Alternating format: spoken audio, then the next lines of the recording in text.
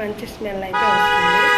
ఇప్పుడు మనం తిరుగుమాత వేసుకున్నాం. తిరుగుమాత స్మెల్ వస్తుంది, కూరగాయలు వేసుకున్నాం. ఓకేనా రండి. కొంచెము పసుపు వేసుకుందాం.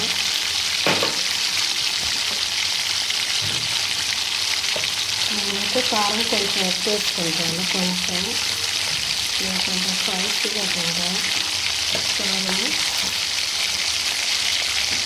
కారం కలిపి కాసేపు జస్ట్ అట్ట మటన్ పెట్టాలి. ఈ పచ్చి వాసన పోయేంత వరకు.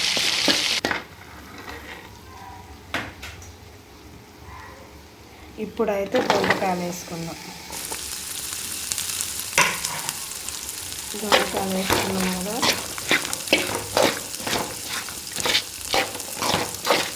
ఇలా మొత్తం కారం, ఉప్పు, పసుపు మొత్తం కలిసేలాగా మిక్స్ చేసుకోవాలి.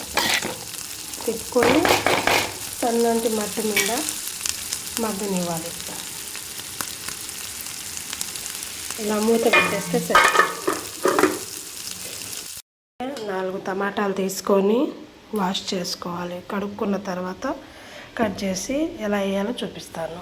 అయితే మనం టమాటాలు ఇలా కట్ చేసుకున్నాము.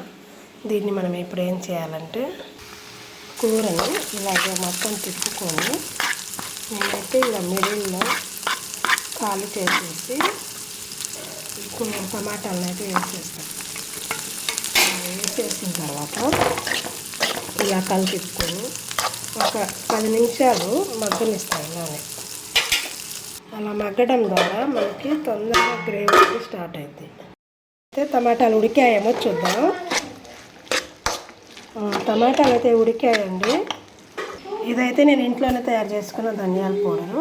ఇదైతే నేను కొంచెం వేసి చల్లుకుంటాను. కొంచెం చాలు.